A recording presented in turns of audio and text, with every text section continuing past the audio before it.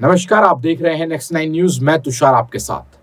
23 जून जो कि आज है और आज ही विपक्षी दलों की बैठक जो है पटना में चल रही है, जिसमें सारे विपक्षी दल के सारे बड़े नेता जो हैं वो सब के सब लगभग पटना पहुंचे हुए हैं और मीटिंग का दौर जारी है।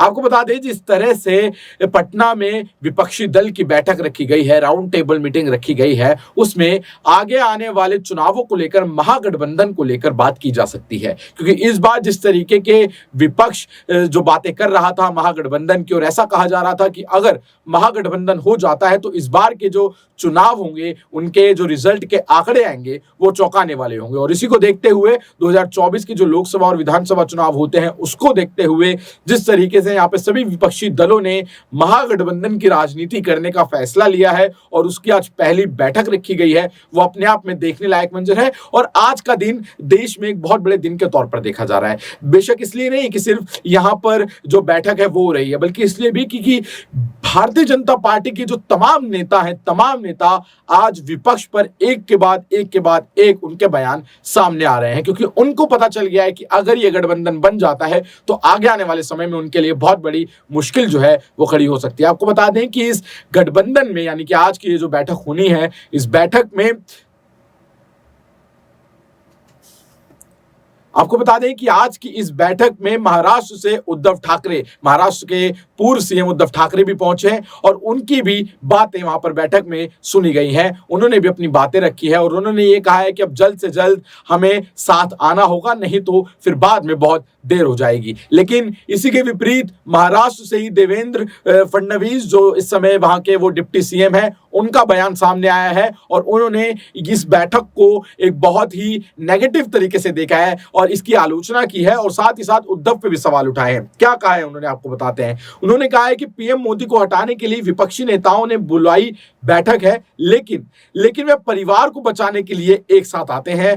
ये तय करने के लिए एक साथ आए हैं कि अपने परिवार के लिए सत्ता कैसे बरकरार रखी जाए। यानी कि उनके कहने का मतलब है कि वो देश को बचाने के लिए नहीं, अपने एक परिवार को बचाने के लिए आए हैं, परिवारवाद को बचाने के लिए आए हैं। सत्ता उनके पास कैसे रहे, ये उनका पेशा है। उन्होंने दावा किया कि मोदी सरकार के खिलाफ ये कितना भी एकजुट हो जाए, 2024 में इन्हें कोई फायदा नहीं होगा। 2024 में जनता और मजबूती से मोदी को ही प्राइम मिनिस्टर बनाएगी। जिस तरीके से अमित शाह ने भी जो दावा किया अपनी रैली में कि इस बार भी 300 पार के साथ जो प्राइम मिनिस्टर की कुर्सी है उस पर मोदी जी बैठेंगे, वही देवेंद्र फडणवीस भी कहते हुए दिखे। क्या कहा उन्होंने अपने बयान में, चलिए आपको सुनाते हैं। लेकिन ये जो गठबंधन हो रहा है, ये परिवार बचाव का गठबंधन है। सारी परिवारवादी पार्टियां एक साथ मिलकर अपने परिवार को बचाने के लिए गठबंधन कर रही है। और मैं तो देखकर इस बात पर अचंभित भी हूं कि जो उद्धव ठाकरे जी रोज हम पर तंज कसते थे कि आप लोग महबूबा मुफ्ती के साथ गए, आप महबूबा मुफ्ती के साथ गए, अभी वो महबूबा मुफ्ती जी के बाजू में बैठकर अलायंस करने की बात वहां पर कर रहे हैं।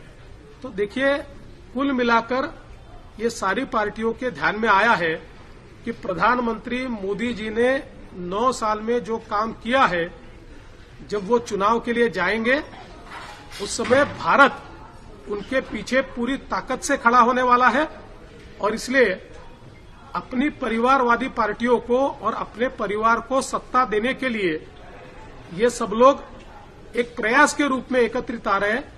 लेकिन ऐसा ही प्रयास 2019 में भी इन्होंने किया था, कोई फायदा नहीं हुआ। 2024 में भी इसका फायदा नहीं होने वाला है। लोग मोदी जी के साथ हैं। मोदी जी के नेतृत्व में भारतीय जनता पार्टी और एनडीए ये बहुत अच्छे तरीके से और पिछले बार से भी ज्यादा सीटें लेकर चुनकर आएगा, ये मेरा विश्वास है।